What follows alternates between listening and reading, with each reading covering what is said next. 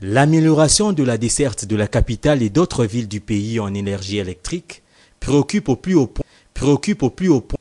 Accompagné d'une forte délégation, le président de la République s'est rendu mardi à Zongo pour s'enquérir de l'état d'avancement des travaux préliminaires au lancement de la construction de la centrale hydroélectrique de Zongo 2. Le 150 MW que produira cette centrale permettra à la ville de Kinshasa de la province du Bas-Congo de disposer d'une source alternative d'énergie électrique afin de réduire leur forte dépendance de la production d'Inga. Le chef de l'État a également visité la centrale de Zongo 1, mise en service Zongo 1 155, avec une puissance totale installée de 70 MW. Le projet de la construction de Zongo, d'un financement de 367 millions de dollars, dont 17 millions de gouvernement congolais. Et la durée des travaux. Voici l'image de l'avenue Colonel Mojimba, un mois après le lancement des travaux de son élargissement. Après avoir libéré de l'espace, la société commise à ces travaux s'emploie à placer le bitume.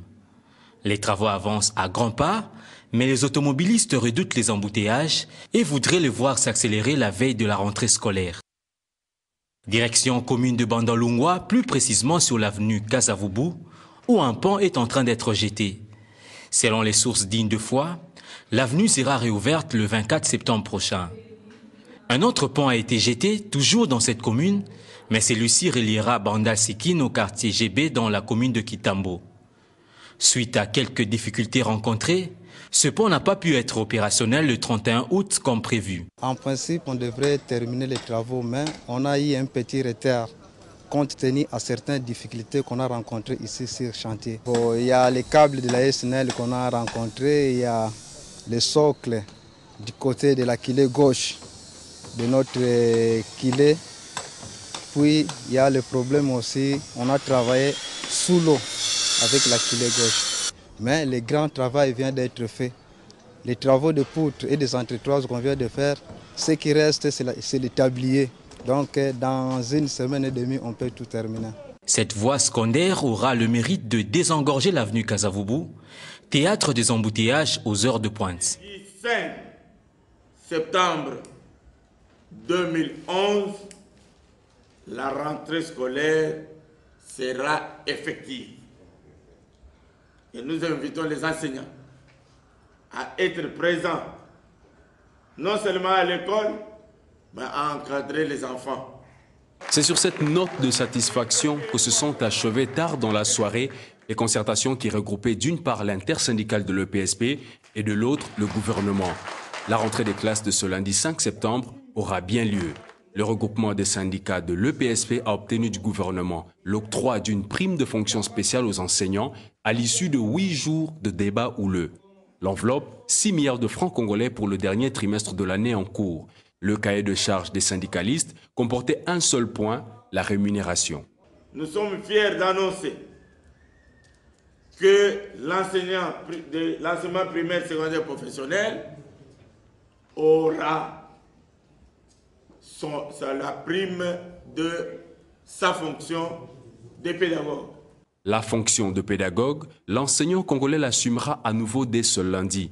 Une rentrée scolaire apaisée était l'intérêt suprême à préserver lors des discussions. Comme le calendrier électoral, le calendrier scolaire devrait être respecté pour garantir l'amélioration de la qualité de l'enseignement. Aujourd'hui, au niveau de l'EPSP, ça va faire 2-3 ans, nous convenons ensemble pour que les rentrées scolaires se fassent normalement. Parce que vous et nous avons convenu que nous devons considérer le calendrier scolaire comme quelque chose de sacré. Parce que l'enfant qui passe son temps à l'école, qui étudie à l'école, qui passe le nombre de jours qui sont prévus à l'école, en tout cas, fait un pas important dans l'amélioration de la qualité des apprentissages qu'il reçoit à l'école. Pour l'heure, plus rien ne pourrait empêcher la rentrée scolaire 2011-2012, mis de côté le faible pouvoir d'achat de quelques parents. 24 heures après les échauffourées entre les militants de l'Union pour la démocratie et le progrès social et les policiers faisant suite à la marche de l'UDPS, la réaction du gouvernement ne s'est pas fait attendre. Au cours d'un point de presse tenu ce vendredi, le ministre de la Communication et des Médias et porte-parole du gouvernement a qualifié ces actes de vandalisme. Le gouvernement voudrait réaffirmer son adhésion aux droits humains garantis par la Constitution et particulièrement aux libertés fondamentales, notamment la liberté d'association et la liberté d'expression, chèrement acquises par le peuple congolais au cours de son histoire.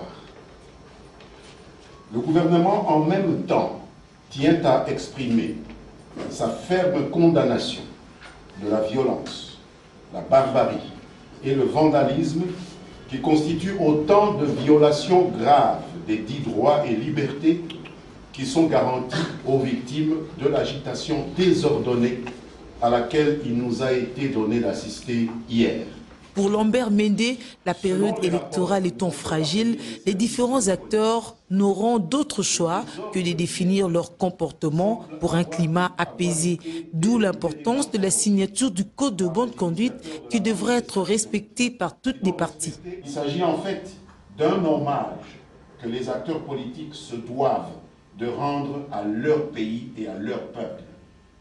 Ceux qui font la fine bouche face au Code de bonne conduite et qui donnent l'impression de croire que la signature par eux du Code de bonne conduite est un cadeau qu'ils vont faire au peuple congolais ont tort.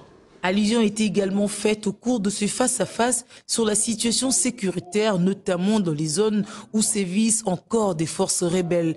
Le gouvernement se félicite des avancées significatives signalées dans ce secteur.